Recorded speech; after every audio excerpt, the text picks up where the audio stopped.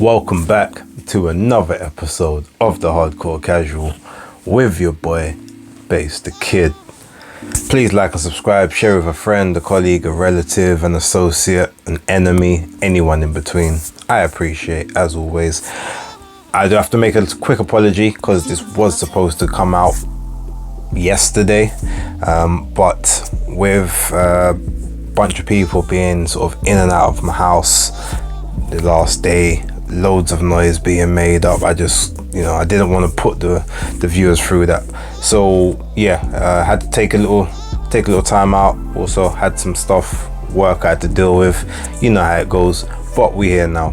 What I decided to do, normally the videos kind of have a little bit of a running theme going through them, or very similar type topics, but in this one, figured I'd just have a quick news mashup because there's been quite a few things.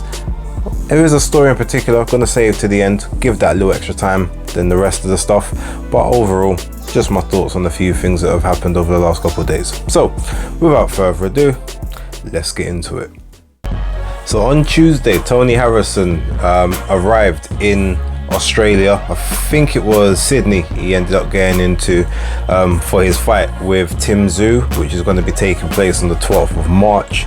So good 2 weeks to get acclimatized to the to sort of the environment, the time zone. I mean, their time zone is crazy compared to ours, and even crazier compared to the US. So yeah, they're like 15 hours ahead, something like that, based on where he would be on the sort of like Midwest type area. So yeah, it's a very smart move to go 2 weeks in advance. Didn't do Devin Haney any harm the 2 times that he did it. He's gone out there in tremendous condition, tremendous shape. He's pretty much all smiles and laughter as well. He doesn't look nervous. He doesn't look apprehensive. Doesn't look like he's just trying to work out his surroundings. He looks really, really relaxed and comfortable. And in terms of actual boxing ability, like, Tony Harrison's one of the best that's out there. Like, don't let the losses and everything fool you. Just in terms of basic fundamentals and being a textbook pure boxer, like his skills I would say are top 5. That's my opinion. I feel like, yeah, skill wise, IQ wise, he's top 5 in the game. And he can crack. Pure boxer that can crack. So Tim Tszyu's got a very dangerous task ahead of him, and he's out there in very good condition as well. So he went there in good condition. Doesn't look like he has much weight he needs to drop for this. I think he was about 160 pounds a week 2 weeks ago, or just over. So he hasn't got that much weight to lose. Get accustomed to the food, make sure that salt intake and everything's good. But I'm looking forward to that fight. Tim Tszyu brings it. Tony Harrison is, he's good for a scrap as well when he really wants to. So yeah, good luck to him. But I will hope that he's in the right preparations, because it's gonna be a tough one. But I'm definitely looking forward to that fight when it gets scheduled on the broadcast over here. So coming off the back of his what was it? 5th round, technically it was a 5th round knockout victory, Subriel Matias over Jeremias Ponce, where he obviously was stopped in the corner. Pretty much after the fight, he said that he's looking for unification with Regis Prograis, and I believe his exact words were, "I'm looking to put him in the hospital." Now Regis says he wants that smoke, so you got to give it up to him. I did say, outside of unification matches with the other champions, it's going to be very hard for him to get opponents, because yeah, the money ain't necessarily that great to be going in there for the headaches and the traumas that is going to be inflicted by him. That being said, the issue with that whole fight potentially happening could be the fact that money may not be big enough, or may not make enough sense for Regis Prograis to take it. Now, that's not to say that he will duck that smoke, because if we know anything about Regis, he wants the fights. But after just making I think over $1 million against Zepeda for the WBC championship fight on, where was that? Was that Marv Nation? On the Marv Nation card.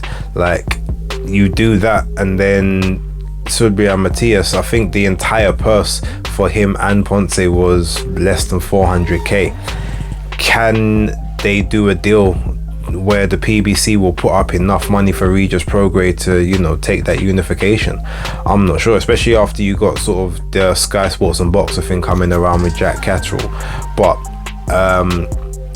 what I would say to Regis is, if he's gonna take that fight, it's better he take it now than in like a year, 2 years time, because Regis is what, 33, 34. Subriel Matias is 30, so he's got the you know, the age advantage. His style is a lot more sustainable in the sense that it's not based on movement and, you know, reflexes and speed, whereas, you know, Regis is very rhythm based. So 2 years down the line, things start to slow up, things start to hurt just a bit more than they did before. You know, even with the power that he packs, it could be a much harder task than it needs to be.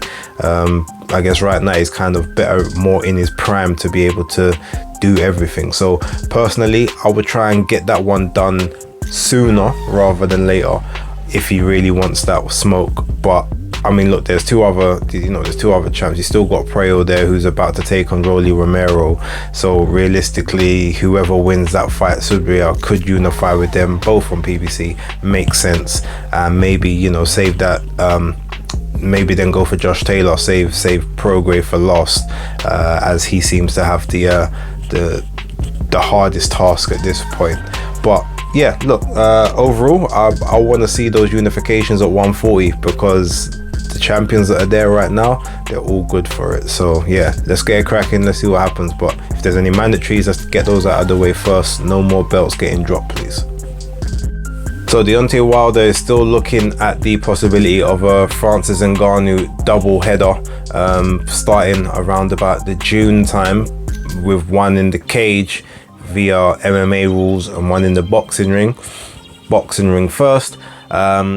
Now there was obviously talk of a potential Eddie Hearn link up with, you know, Anthony Joshua, but Deontay Wilder quickly poured water on that, saying, you know, that talks of him signing with Hearn or having talks directly with Hearn were negative. But Shelly Finkel has revealed that they have had talks regarding Wilder and Joshua for the back end of the year. Now, of course, synonymously, Wilder's name is linked to Joshua to promote other upcoming events, and you know, you say to yourself, well, you talk about Joshua to then show what you're about to do, with the promise of possibly looking at that in the future. It happens. This is what it is. There's also seems to be a bit of a narrative that there could be a Fury Wilder 4 fight as well. I don't think anyone particularly wants to see that, but I mean, you know, they'll promote the hell out of it if it does happen. Realistically, I was a bit disappointed on the whole Saudi Arabia exchange when you had, you know, all the stuff that Deontay Wilder has said, like in the last couple of months more than anything else, as well as, you know, for the last 2-3 years. Then, you know, you got Tyson Fury almost goading him, and then Deontay Wilder walks over to him and gives him a hug. Whether it may not have been the most gracious of hugs or like the most brotherly embraces, but like, you're over there on some cordial thing, when before you were saying, why am I going to take this guy to the legal route where I can inflict, you know, damage on him legally in the ring. I can try and kill him in the ring and no one can arrest me, and saying that you'll never be friends with this guy and he's a cheat and blah blah blah. But you're in the Middle East just talking about blessings. Yeah, that's really the whole definition of not keeping the same energy. I'm not saying I'm expecting him to be over there fighting, but I would not be going over there to hug someone that I had that much animosity for, especially when I didn't want to give him his well wishes or hug him after the fight. So, but outside of all of that, the Andy Ruiz situation looks like that's about to, not be a factor anymore with Deontay Wilder. It looks like Ngannou is definitely the ticket. It's the least risk with arguably the most reward, especially if it's done in the Middle East. Someone said to me also, well, if he doesn't want to work with Eddie Hearn, the Joshua fight can't happen. That's also not necessarily true, because if we remember now, the Saudis can be the bridge in between that, whether Wilder is PBC or not, or a free agent or an open agent or not. The Saudis can negotiate his half on his behalf to the other side, and vice versa with Matchroom. So I don't see there being too much of an issue with that. So yeah, we'll see where it lands. But he says he's looking to be out between sort of May, June time. So yeah, let's see where we get to.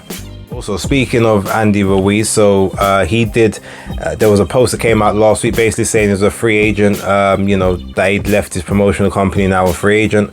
Well, it looks like he cleaned it up a couple of days ago on Twitter by saying, well, he's left TGB Promotions, which is Tom Brown Promotions, which I believe is the main promotional body within PBC and Al Heyman and everything. But moving forward, he's just going to move forward directly with PBC, with Al Heyman as his advisor. Now, does that mean that he's going to sign directly to PBC? Again, I don't know if they themselves are a promotional outfit, or if they are the overall housing body of all the little smaller promotional teams within the umbrella. So I don't know how that's going to work, whether or not he can still sort of move around and do what he wants to do, you know, with the, you know, under the instruction or the blessing of Al Heyman. But yeah, it looks like that's been cleaned up. It doesn't look like he's moving too far away from the, you know, from the island. So I guess now it's just about seeing what he's going to do next. It doesn't like it's going to be the Wilder fight, and it's definitely not going to be the Filip Hrgović fight, because he pulled out of the purse bid negotiations for the mandatory for the interim IBF title, because the purse split was 60-40 in favor of Hrgović, and I guess he didn't feel like he wanted to be B-side. So yeah, we'll see what happens there, but unfortunate. Katie Taylor versus Amanda Serrano is now unfortunately off for the 20th of May in Ireland, because Amanda Serrano has suffered some form of slight knock or niggles or injuries from the previous fight that she had with Erika Cruz Hernandez.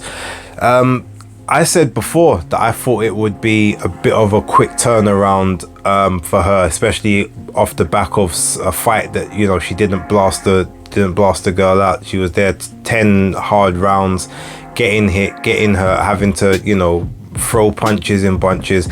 I thought the turnaround, basically like Katie Taylor was going to catch her on the back of a, you know, a beating, very similar I guess to the Canelo situation, where there was like 11 weeks between Kovalev's fight with Anthony Yarde and then the fight with Canelo. You know, Kovalev being the older guy as he was at that time, probably just didn't have enough recovery, and it told in the following fight. But look, they look like they're going to push it back now. So what they want to check out is when Amanda can be ready for. They've said if it's only going to be maybe like a month, 6 weeks or so, then they'll just keep them two together and just find and schedule a new date for it. If it's gonna be later than that, sort of like July, August sort of time, then Katie's gonna stay on the May 20th date and fight someone else. They said potentially it could be Chantel Cameron, among some others. Chantel was on Twitter basically saying that's cap. She's not gonna be, she's never gonna get that shot. But she's also scheduled at the moment to be on the Anthony Joshua fight card at the O2 on the 1st of April. So whatever happens, they've got to get a move on so that she knows whether she needs to taper off her current training, take a few weeks off, and then go again for that May 20th date, or if she sticks to that date and Katie Taylor fights someone else, or potentially just moves off of the date a few weeks, for Amanda Serrano to sort of get over the little niggles and issues that she's having. And that what that could also mean is that the Croke Park situation could now be revisited better rather than the 3 Arena over in Ireland. So yeah, we'll have to wait and see what happens there. But unfortunately that fight's off. Eddie Hearn did say there's gonna be a mega fight to replace it if that one doesn't happen.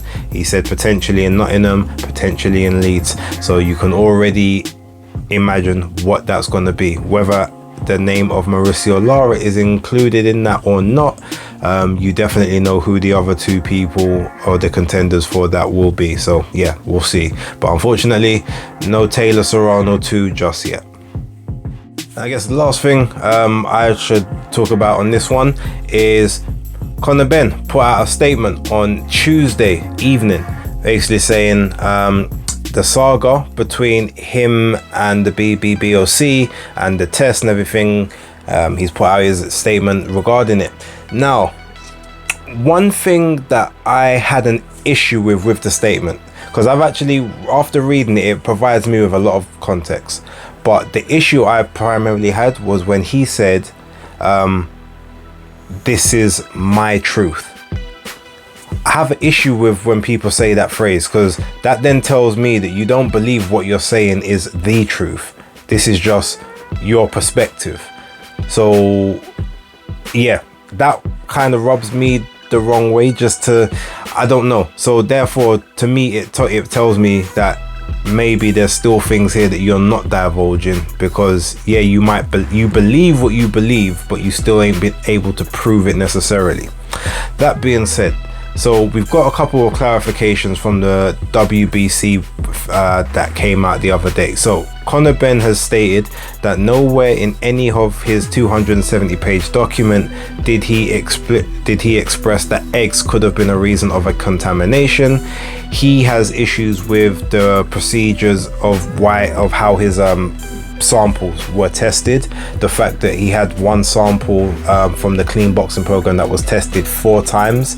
3 times it came back clear, but on the 4th time, 9 days after the last test, it had a trace amount of this clomiphene drug in it.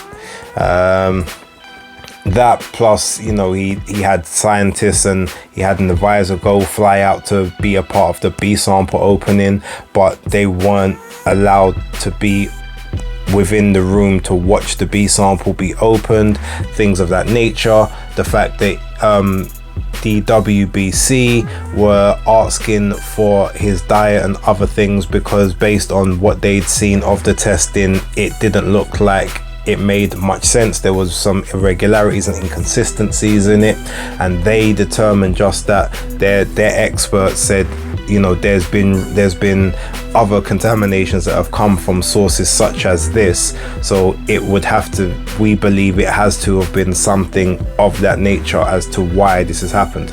So whereas Conor Benn has expressly stated he's not used eggs or said that he ingested eggs and that was the reason there's clomiphene in his system, or an egg powder to bulk up for Chris Eubank Jr., as a lot of the reports have come out and said. He's saying that was a total WBC sort of analysis, and he has no reason to necessarily go against it, purely because they're the experts, they're the ones that get paid for it, so he's just accepted. So they're looking at some form of slight contamination with a product. He's still taking a big aim at the BBBOC at this point in time, saying that they've basically didn't care anything about his state, didn't allow him due process, have just made this a really difficult time for him. I could have done a whole video on this. I want to keep it short and sweet.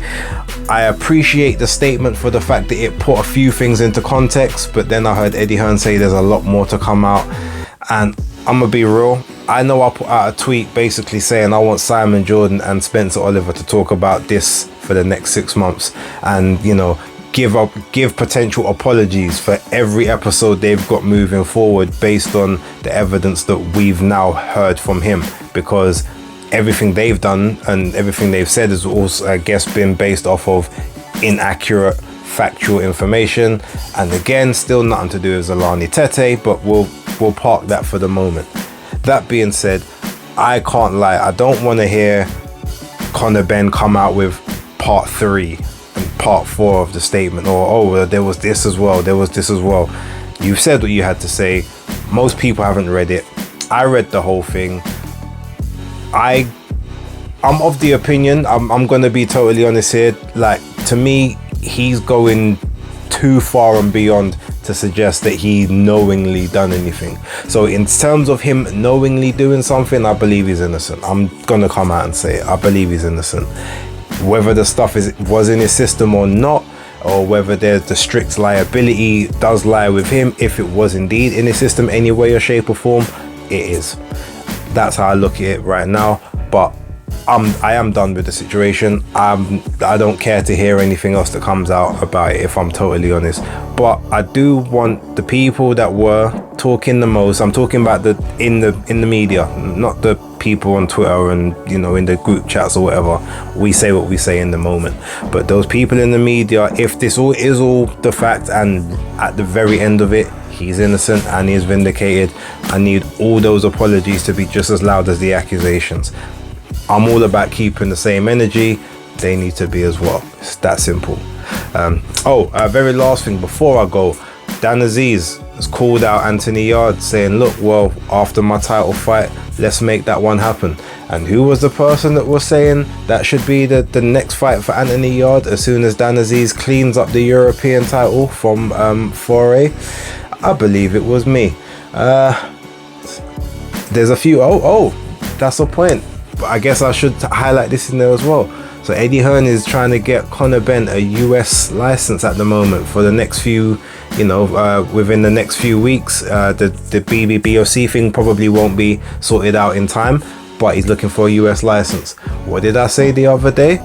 Conor Benn versus Adrian Broner as co-main to Edgar Berlanga fight in New York. I mean, everything's looking all Nostradamus-y right about now. But look, fun and joke aside, let's see what happens. But I do like when I get some of these predictions right. They do. Just remember, if all of that does happen, you heard it here first. But without further ado, thank you very much. I'm gonna let everyone get off, do what you're doing, enjoy the rest of your day. We're gonna keep it moving, and that's the Hardcore Casual out.